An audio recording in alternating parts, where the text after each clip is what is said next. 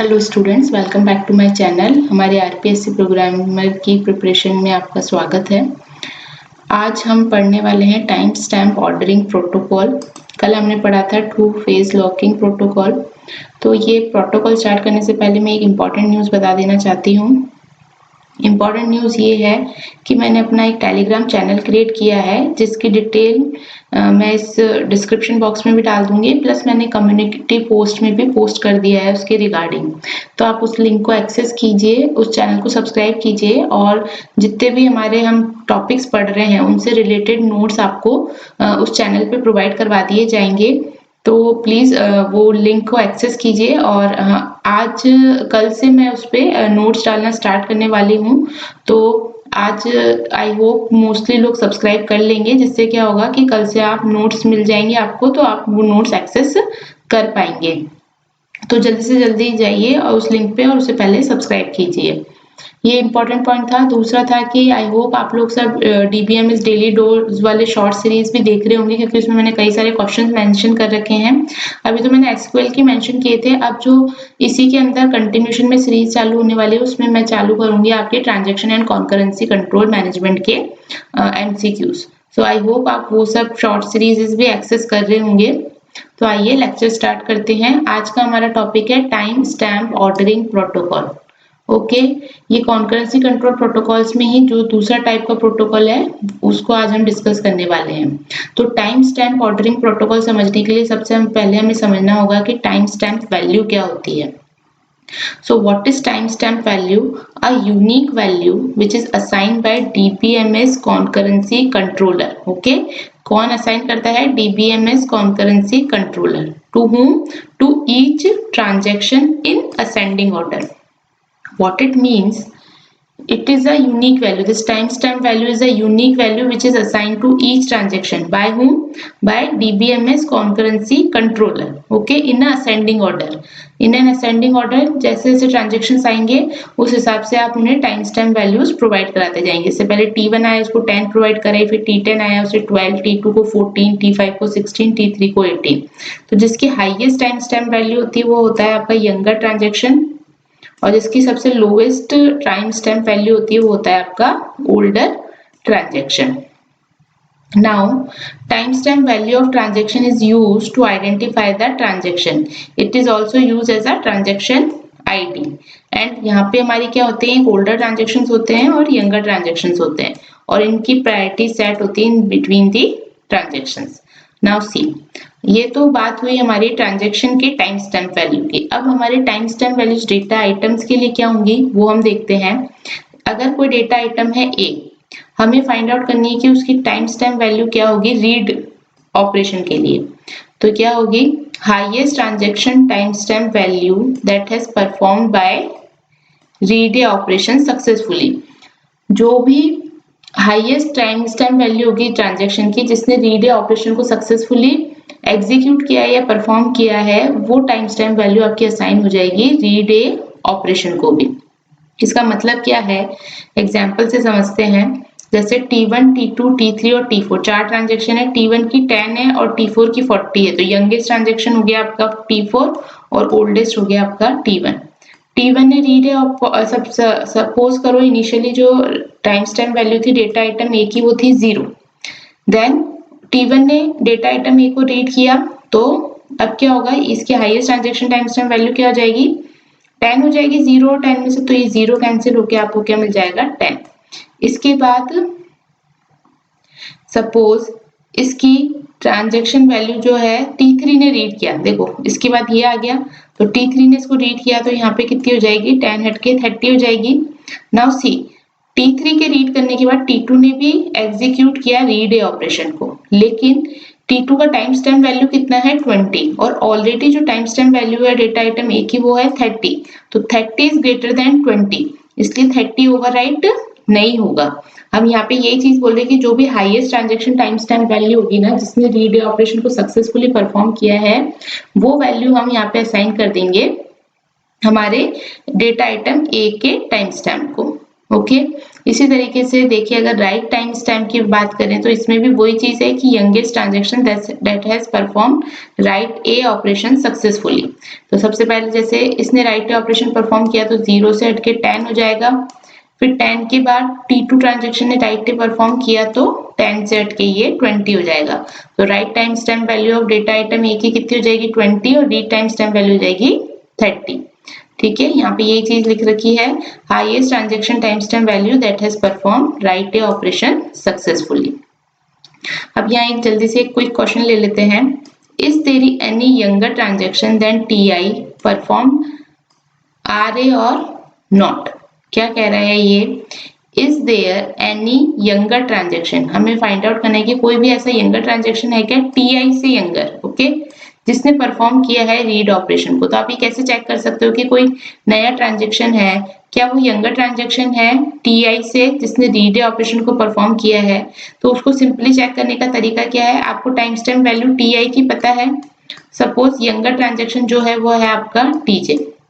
अगर ये younger transaction होगा तो इसके टाइम स्टैम्प वैल्यू आपकी TI से ज्यादा होगी, और अगर ये परफॉर्म कर रहा है रीड ए ऑपरेशन तो इसकी वैल्यू जो है वो आपके डेटा आइटम की टाइम स्टैम्प को भी असाइन हो जाएगी। ओके, तो अगर डेटा आइटम की टाइम स्टैम्प की वैल्यू ज्यादा है आपकी TI के टाइम स्टैम्प से, तो ऑब्वियसली कोई यंगर ट्रांजेक्शन है जिसने TI यंगर ट्रांजेक्शन है than TI which is perform read A operation successfully.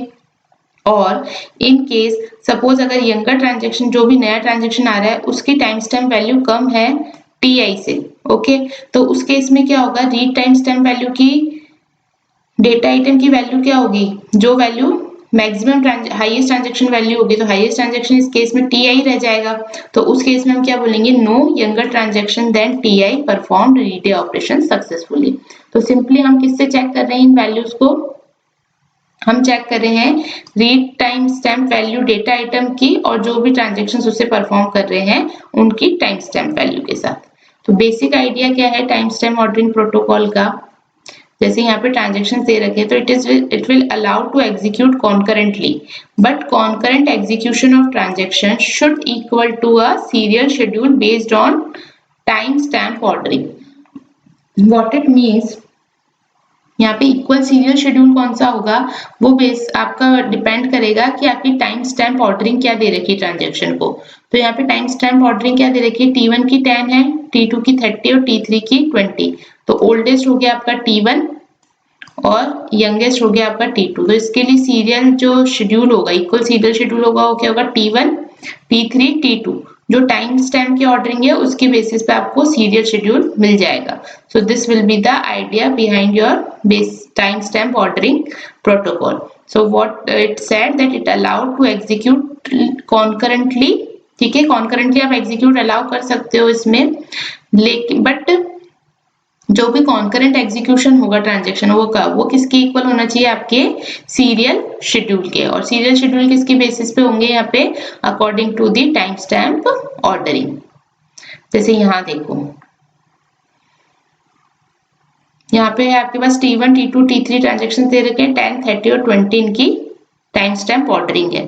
T2 ने एग्जीक्यूट किया रीड ए ऑपरेशन, ठीक है, इसके बाद T1 ने एग्जीक्यूट किया रीड ए ऑपरेशन तो ये भी सक्सेसफुली हो जाएगा। T1 ने रीड बी ऑपरेशन को परफॉर्म किया तो ये भी सक्सेसफुल हो जाएगा।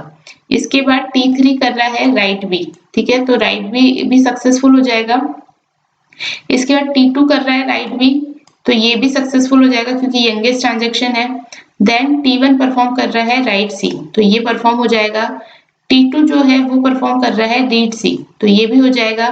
लेकिन अब देखो T2 ने रीड किया डेटा आइटम सी को और T3 जो है वो अब राइट करना चाह रहा है डेटा आइटम सी पे।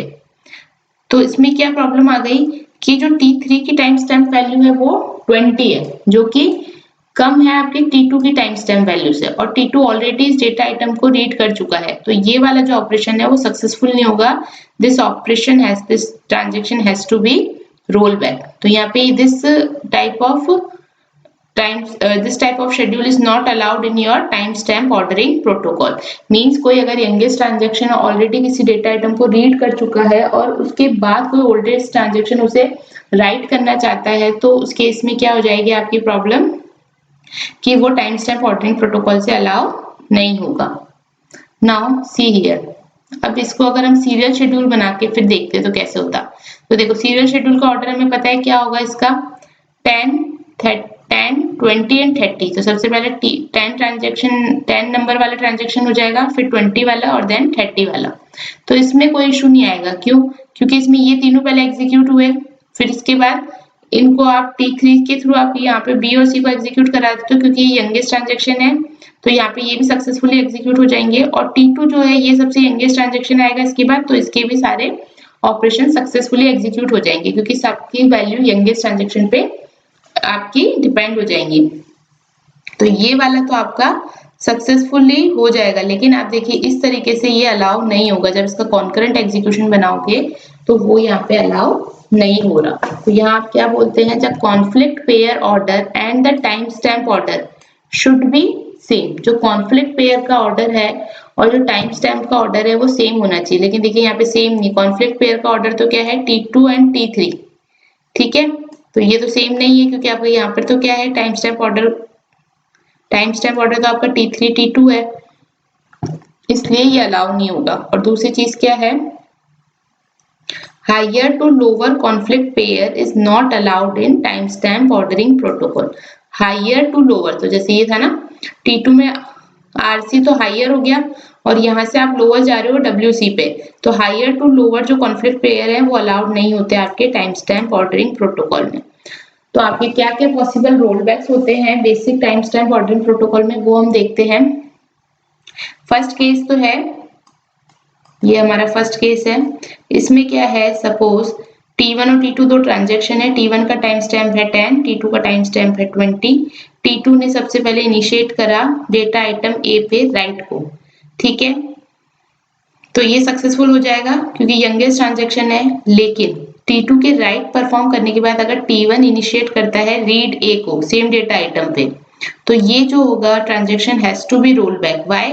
क्योंकि ये रीड ऑपरेशन इस पे सक्सेसफुली ऑपरेट नहीं होगा, बिकॉज ऑफ क्योंकि इसका जो डेटा आइटम A था उस पे किसी यंगेस्ट ट्रांजेक्शन ने ऑलरेडी अपडेट कर दिया है। तो this is called read issue. Due to read operation this transaction T1 has to be roll back. Now second case हम देखते हैं। सेकेंड केस अगेन T1 और T2 दो ट्रांजेक्शन है। T2 ने सपोज परफॉर्म किया रीड A को, और T2 आपका यंगेस्ट ट्रांजेक्शन है, और इसके बाद जो है T1 आ गया और T1 ने राइट A परफॉर्म किया, ठीक है। तो ये वाला भी रोल बैक होगा transaction due to write operation, क्योंकि T2 जो एक यंगेस्ट ट्रांजेक्शन था जिसने ऑलरेडी डेटा आइटम A पे रीड परफॉर्म कर दिया था, और उसके बाद अगर कोई oldest transaction write operation perform करना चाह रहा है तो वो परफॉर्म नहीं होगा। So this transaction has to be roll back. Same हमारा थर्ड केस क्या है वो हम देखते हैं।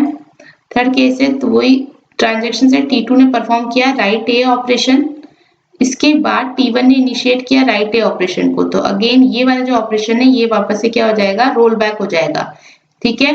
तो ये जो राइट ऑपरेशन की वजह से जो रोल बैक प्रॉब्लम आ रहा है उसको हम कहेंगे राइट इशू, और रीड ऑपरेशन की वजह से अगर ट्रांजेक्शन रोल बैक हो रहा है तो उसे हम कहेंगे रीड इशू, ठीक है। तो ये तीन केसेस हैं जो कि पॉसिबल रोल बैक परफॉर्म करते हैं in a basic time stamp ordering protocol. इसको अब हम कैसे लिखेंगे, यहाँ पे देखिए, if transaction T issues a read A operation, अगर कोई भी ट्रांजेक्शन T इशू करता है रीड ऑपरेशन को, इफ अगर उसका राइट टाइम स्टैम्प वैल्यू जो है वो ज्यादा है आपके रिक्वेस्टिंग ट्रांजेक्शन से, तब तो आपका ट्रांजेक्शन रोल बैक हो जाएगा, ठीक है। जो हमारे यहाँ पे हो रहा था इस केस में कि इसका जो राइट टाइम स्टैम्प की वैल्यू है वो 20 थी, जबकि जो ट्रांजेक्शन रिक्वेस्ट करा था उसकी टाइम स्टैम्प वैल्यू 10 थी, तो 10 लेस देन है 20 से, इसलिए यहाँ पे आपने इस ट्रांजेक्शन को रोल बैक कर दिया था। This is a read issue. Otherwise अगर ये केस नहीं होता और आपका जो राइट टाइम स्टैम्प वैल्यू है A की वो लेस देन या इक्वल टू है आपकी time stamp value transaction T से, तो उस केस में आप क्या कर दोगे, अलाउ कर दोगे किसको, रीड ए ट्रांजेक्शन को, ठीक है, और सेट कर दोगे रीड टाइम स्टैम्प वैल्यू को maximum of read time stamp A comma transaction T, जो भी T ट्रांजेक्शन रिक्वेस्ट करी है उसकी वैल्यू में से, और जो already time stamp value read को असाइन है उन दोनों वैल्यू में से जो भी मैक्सिमम वैल्यूज होंगी वो वैल्यू आपकी असाइन हो जाएगी रीड टाइम स्टैम्प को। यहाँ पे हम मैक्सिमम क्यों ले रहे हैं, यहाँ तो अभी हम 2 ही ट्रांजेक्शन की बात कर रहे हैं। सपोज यहाँ पे मल्टीपल ट्रांजेक्शन होते हैं और सभी की वैल्यूज जो राइट टाइम स्टैम्प से ज्यादा होती है और सभी कॉन्करेंटली उनको रीड कर रहे होते हैं, ठीक है। तो उस केस से यहाँ पे मैं आपको एग्जाम्पल ही दे देती हूँ, जैसे T1 है, फिर T2 है, देन T3 है, देन T4 है, ठीक है। सपोज यहाँ पे आपका right time stamp value, write operation है और यहाँ इसकी वैल्यू है 20 और इसकी वैल्यू है 30 एंड इसकी वैल्यू है 40। अब सपोज T4 ने सबसे पहले इनिशिएट किया रीड ए ऑपरेशन को, ठीक है। अब T4 का टाइम स्टैम्प वैल्यू ज्यादा है write time stamp value of A से, 40 इज ग्रेटर देन 20, तो रीड टाइम स्टैम्प वैल्यू कितनी हो जाएगी ए की 0, सपोज 0 थी इनिशियली, तो अब कितनी हो जाएगी 40, ठीक है। अब नाउ सपोज T3 ने भी इनिशिएट करा रीड ए ऑपरेशन को, ठीक है। तो इस केस में भी जो आपको राइट टाइम स्टैम्प वैल्यू को ही चेक करना है, तो write time stamp value again 20 है और T3 की वैल्यू 30 है, तो 30 इज स्टिल ग्रेटर देन 20, तो ये ऑपरेशन भी सक्सेसफुली रन हो जाएगा। लेकिन अब आप देखिए रीड टाइम स्टैम्प वैल्यू की क्या, read time stamp value overwrite होगी क्या, यहाँ पे 40 थी, क्या 40 को कैंसिल करके हम 30 लिख दें? नहीं, क्यों? क्योंकि आप हाईएस्ट ट्रांजेक्शन वैल्यू देते हैं, highest transaction time stamp value देते हैं ऑपरेशन को जो कि सक्सेसफुली परफॉर्म करता है उस ऑपरेशन को, इसलिए हमने यहाँ पे मैक्स फंक्शन लगाया। तो यहाँ पे क्या लग जाएगा, मैक्स ऑफ, ठीक है, मैक्स ऑफ जो भी रीड टाइम स्टैम्प वैल्यू है वो, कॉमा जिस भी ट्रांजेक्शन ने रिक्वेस्ट करी है इसकी रीड ऑपरेशन को परफॉर्म करने के, जैसे यहाँ पे 3 था तो 3 की टाइम स्टैम्प वैल्यू, तो 40,30 से वापस हमें क्या मिल जाएगा 40, इसलिए हमने यहाँ पे मैक्स फंक्शन लगाया है। तो इसमें कंफ्यूज नहीं होना है, ठीक है। इस एग्जाम्पल से आप याद रख सकते हैं कि कौन सी वैल्यू आपकी यहाँ पे असाइन होगी। सेकंड क्या है, ये तो था कि अगर ट्रांजेक्शन टी इशू करता है रीड ए ऑपरेशन को। सेकंड पॉसिबिलिटी कि अगर ट्रांजेक्शन टी जो है वो इशू करता है राइट ए ऑपरेशन को, ठीक है, राइट ए ऑपरेशन को करता है, तो इस केस में आपको 2 चीजें चेक करनी है। अगर डेटा आइटम ए की रीड टाइम स्टैम्प वैल्यू ज्यादा है transaction time stamp value T से, तो भी रोल बैक होगा। अब इसमें देखो, जब राइट ऑपरेशन की रिक्वेस्ट आ रही है तो आपको रीड और राइट दोनों की टाइम स्टैम्प वैल्यू चेक करनी है, जबकि सिर्फ जब रीड ऑपरेशन की रिक्वेस्ट आ रही थी तो आप यहाँ पे सिर्फ राइट टाइम स्टैम्प को चेक कर रहे थे, ठीक है। तो राइट ऑपरेशन की रिक्वेस्ट आने पे आपको चेक करनी है time stamp value for both read operation and write operation, और अगर दोनों की ही वैल्यू आपकी रिक्वेस्टिंग ट्रांजेक्शन की टाइम स्टैम्प वैल्यू से ज्यादा है तो उस केस में क्या हो जाएगा, ये रोल बैक। और अगर ये दोनों ही कंडीशन ट्रू नहीं होती तब आप अलाउ कर सकते हो ट्रांजेक्शन टी को राइट ऑपरेशन परफॉर्म करने के लिए, और उस केस में आपकी right time stamp value update होके हो जाएगी जो भी ट्रांजेक्शन टी की टाइम स्टैम्प वैल्यू है। तो आई होप आपको ये कंडीशंस क्लियर हुई हो basic time stamp ordering protocol की।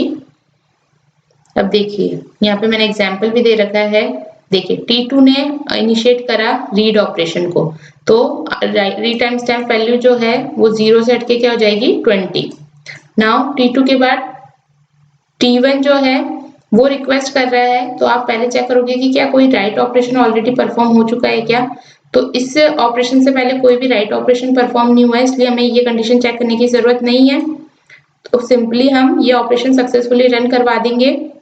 लेकिन जो रीड टाइम स्टैम्प वैल्यू है वो क्या होगी, मैक्सिमम ऑफ जो वैल्यू ऑलरेडी है रीड टाइम स्टैम्प की वो, कॉमा जो भी रिक्वेस्टिंग ट्रांजेक्शन की टाइम स्टैम्प वैल्यू यानी कि 10, तो 20,10 में से मैक्सिमम वैल्यू हो जाएगी आपकी 20। नाउ अब बात करते हैं हम राइट टाइम स्टैम्प की। तो सबसे पहले T2 ने इनिशिएट किया राइट टाइम स्टैम्प, तो ये कितना हो जाएगा, 0 से कैंसिल होके 20 हो जाएगा।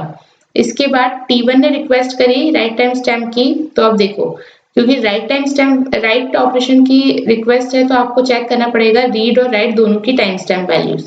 तो रीड की तो है 20 और राइट की भी है 20, जबकि रिक्वेस्टिंग ट्रांजेक्शन की आईडी कितनी है यहाँ पे 10, तो 10 is less than for both 20 and 20, तो यहाँ पे ये वाला जो ट्रांजेक्शन है that has to be roll back. But if T3 requesting for the write operation of A, then T3 timestamp value is 30, which is greater than with read timestamp value and right timestamp value of data item A। तो ये operation जो है वो successfully run होगा और यहाँ पे right timestamp value update होके कितनी हो जाएगी 20 to 30। Okay, so this is the example for these condition. एक और एग्जांपल हम ले लेते हैं ताकि और अच्छे से क्लियर हो जाएगा। देखो अगेन वापस T1 T2 T3 है, यहाँ पे ऑपरेशंस आपको ये परफॉर्म करने हैं। अब इसमें देखो अगर आप यहाँ पे देखेंगे तो रीड ए ऑपरेशन परफॉर्म किया तो इसकी वैल्यू 10 है, हो जाएगी read time stamp value. Then write A आया तो राइट ए की वैल्यू ज्यादा है इसलिए 20 हो जाएगी। ठीक है, ये सक्सेसफुली रन हो जाएगा। लेकिन इसके बाद T1 अगर वापस रिक्वेस्ट करेगा तो this transaction has to be roll back. Why? क्योंकि टाइम स्टैम्प वैल्यू कम है। T3 जो है वो सक्सेसफुली रन हो जाएगा। अगर अब आप इसका शेड्यूल प्रेसिडेंस ग्राफ बना के देखें तो प्रेसिडेंस ग्राफ क्या बनेगा, 3 वर्टिसेस हैं T1 then T2 and T3। तो T1 से T2 पे बनेगा एक तो, है ना, और T2 से T1 पे भी बनेगा एंड T1 से T3 भी बनेगा और T2 से T3 भी बनेगा। तो यहाँ पे आप ये देखिए साइकिल एग्जिस्ट कर रही है। साइकिल एग्जिस्ट होती है इसका मतलब क्या है, ये कॉन्फ्लिक्ट सीरियलाइजेबल शेड्यूल नहीं है, बट ये शेड्यूल व्यू सीरियलाइजेबल है क्योंकि इसमें फाइनल राइट और इनिशियल रीड की कंडीशन सेटिस्फाई हो रही है।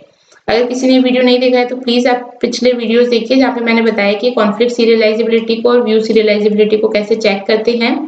So S is not allowed to execute by basic timestamp ordering protocol। आप कैसे चेक करते हैं कि बेसिक टाइमस्टैम्प ऑर्डरिंग प्रोटोकॉल से शेड्यूल अलाउ हो रहा है या नहीं?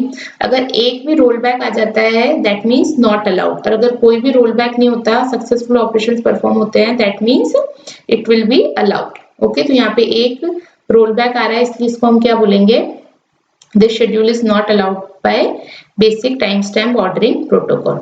Now see, Schedule S is allowed to execute by basic timestamp ordering protocol if and only if है। इसका मतलब दोनों कंडीशन ट्रू होगी तो ही आपका शेड्यूल अलाउ होगा बेसिक टाइमस्टैम्प ऑर्डरिंग प्रोटोकॉल से। तो फर्स्ट जो कंडीशन है वो तो है कि S जो है आपका कॉन्फ्लिक्ट सीरियलाइजेबल शेड्यूल होना चाहिए। ठीक है, और दूसरा क्या है, it will conflict equal serial order जो है वो इक्वल होना चाहिए आपके ट्रांजेक्शन टाइमस्टैम्प ऑर्डर से। इसका मतलब क्या है, अगर आप उसकी टोपोलॉजिकल ऑर्डर्स निकालते हो और अगर मल्टीपल टोपोलॉजिकल ऑर्डर्स निकलते हैं तो उनमें से एक जो ऑर्डर है वो किसके इक्वल होना चाहिए, जो भी आपका टाइम स्टैम्प ऑर्डरिंग है उसके इक्वल होना चाहिए। ठीक है, अब देखिए यहाँ पे अपन एक क्वेश्चन ले लेते हैं जिससे आपको ये कंडीशन समझ में आ जाएगी। आपको यहाँ दे रखा है ट्रांजेक्शन, ठीक है, एक शेड्यूल दे रखा है जिसमें 3 ट्रांजेक्शंस दे रखे हैं। तो सबसे पहले तो आप इसका प्रेसिडेंस ग्राफ बना लो। अगर ग्राफ में साइकिल एग्जिस्ट करेगा तो कॉन्फ्लिक्ट सीरियलाइजेबल नहीं होगा, तो आप वहीं से आप बता सकते हैं कि जो शेड्यूल है आपका कॉन्फ्लिक्ट सीरियलाइजेबल नहीं है, इसलिए यहाँ पे इसको आप अलाउ नहीं कर सकते बेसिक टाइम स्टैम्प ऑर्डरिंग से। और अगर कॉन्फ्लिक्ट सीरियलाइजेबल है तब फिर आप सेकंड कंडीशन चेक करेंगे कि इसका टोपोलॉजिकल ऑर्डर कौन से टाइम स्टैम्प ऑर्डर के इक्वल आ रहा है। ठीक है, सेम आ रहा है। तो यहाँ में लेकिन क्वेश्चन जो है थोड़ा सा अलग पूछा गया है। ये क्वेश्चन दे रखा है आपको शेड्यूल जिसमें ट्रांजेक्शन्स दे रखे हैं, which of the time stamp ordering allow to execute S using basic time stamp ordering protocol. तो यहाँ पे आपको कुछ ऑप्शंस दे रखे हैं, उन ऑप्शंस में T1 T2 T3 की वैल्यूज दे रखी है टाइम स्टैम्प की। ठीक है, हमें फाइंड आउट करना है कि कौन सा ऑप्शन करेक्ट है, मींस कौन सा ऑप्शन है जो कि आपके शेड्यूल एस को अलाउ करेगा basic time stamp ordering protocol से एग्जीक्यूट होने के लिए। ठीक है, इसके बाकी मैंने इसका यहाँ पे प्रेसिडेंस ग्राफ भी बना दिया है। तो अगर आप देखो तो यहाँ पे साइकिल नहीं आ रहा है ना, कहीं से भी साइकिल नहीं बन रहा। ठीक है, तो अगर आप प्रेसिडेंस ग्राफ का टोपोलॉजिकल ऑर्डर निकालो तो क्या होगा, T2 T1 एंड T3। ठीक है, क्योंकि मैंने टोपोलॉजिकल ऑर्डर में समझाया है कि कैसे हम इसको निकालते हैं। तो इसकी इंडिग्री 0 है तो पहले T2 एग्जीक्यूट होगा, T2 एग्जीक्यूट होने के बाद T1 की इंडिग्री 0 हो जाएगी तो T1 एग्जीक्यूट होगा और देन T3 एग्जीक्यूट होगा। तो आपका जो ऑर्डर है वो क्या रहेगा, इसका सीरियल ऑर्डर जो होगा सीरियल शेड्यूल का वो रहेगा T2 T1 T3। Now see, अगर मैं T1, T2, T3 की वैल्यू ले लेती हूँ 10, 20 एंड 30। ठीक है, सबसे पहले ले ली इसकी वैल्यू 10, इसकी 20 और इसकी 30। अब चेक करते हैं कि ये अलाउ होगा या नहीं होगा basic time stamp ordering protocol से। ट्रांजेक्शन T2 ने इनिशिएट किया राइट ए ऑपरेशन, ये सक्सेसफुली एग्जीक्यूट हो जाएगा। इसके बाद T1 ने रिक्वेस्ट की राइट ए ऑपरेशन की, तो क्या ये ऑपरेशन सक्सेसफुली रन होगा? चेक करेंगे कैसे। इसकी जो राइट टाइम स्टैम्प की वैल्यू है वो कितनी है 20, तो 20 इज ग्रेटर देन 10, तो ठीक है, this transaction has to be roll back. क्यों? क्योंकि ओल्डेस्ट ट्रांजेक्शन रिक्वेस्ट कर रहा है राइट ए ऑपरेशन की, जबकि write time stamp value already higher value को असाइन है, तो इसमें तो T1 आपका रोल बैक हो जाएगा। ठीक है, अब दूसरा केस लेके देखते हैं। अब हमारे पास T1 की वैल्यू है 30, T2, ठीक है, T2 की वैल्यू है 20 एंड T1 की वैल्यू है 10। अगेन T2 ने सबसे पहले परफॉर्म किया राइट ए ऑपरेशन, ये सक्सेसफुली हो जाएगा। फिर T1 ने परफॉर्म किया राइट ए ऑपरेशन, तो ये भी सक्सेसफुल हो जाएगा क्योंकि 30 इज ग्रेटर देन 20। बट अब T3 रिक्वेस्ट कर रहा है राइट ए ऑपरेशन की, तो ये सक्सेसफुली रन नहीं होगा क्योंकि राइट टाइम स्टैम्प वैल्यू है 30 और जो रिक्वेस्टिंग टाइम स्टैम्प वैल्यू है वो 10 है, तो वो कम है, इस वजह से this transaction has to be roll back. तो बी ऑप्शन भी क्या हो जाएगा आपका? इनकरेक्ट हो जाएगा क्योंकि T3 को रोल बैक होना पड़ेगा। ठीक है, अब हम देखते हैं नेक्स्ट केस। अब हमारे पास वैल्यू 20, 10 एंड 30, तो यहाँ पे आ जाएगी इसकी वैल्यू 20, यहाँ आ जाएगी 10 एंड यहाँ आ जाएगी 30। ठीक है, अब देखिए सबसे पहले 10 ने राइट ऑपरेशन को एग्जीक्यूट किया तो सक्सेसफुली हो जाएगा इनिशियली। इसके बाद आ रहा है T1 ट्रांजेक्शन, तो ये भी सक्सेसफुल हो जाएगा क्योंकि 20 ग्रेटर देन 10 है। फिर आ रहा है T3 ट्रांजेक्शन, तो ये भी सक्सेसफुल हो जाएगा बिकॉज 30 ग्रेटर देन 20। अब आ रहा है T2 पे राइट बी। अब देखो डेटा आइटम चेंज हो गया है बी, तो इसकी इनिशियल वैल्यू 0 थी, तो अब इसकी वैल्यू हो गई 10। इसके बाद आ रहा है T1 ट्रांजेक्शन, तो T1 के लिए हो जाएगी इसकी वैल्यू 20, तो 10 से अपडेट होकर 20 भी हो जाएगी क्योंकि 20 इज ग्रेटर देन 10, तो ये भी सक्सेसफुली चलेगा। और इसके बाद T3 एग्जीक्यूट करेगा तो ये वैल्यू भी सक्सेसफुली रन हो जाएगी क्योंकि 30 ग्रेटर देन 20 है। तो सारे ऑपरेशन सक्सेसफुली रन हो रहे, that means this time stamp ordering values will allowed by your basic time stamp order protocol because no roll backs. तो करेक्ट आंसर हो जाएगा सी। इसी तरीके से आप यहाँ पे ऑप्शन डी और ऑप्शन ई के लिए भी खुद से चेक कर सकते हैं। ठीक है, इन दोनों को चेक करके देखेंगे तो आपको पता चलेगा कहाँ पे रोल बैक्स आ रहे हैं। और जैसे मैंने फर्स्ट 3 ऑप्शंस बताए वैसे ये बाकी 2 ऑप्शंस करने हैं, तो ये 2 ऑप्शंस आपके लिए एक्सरसाइज है।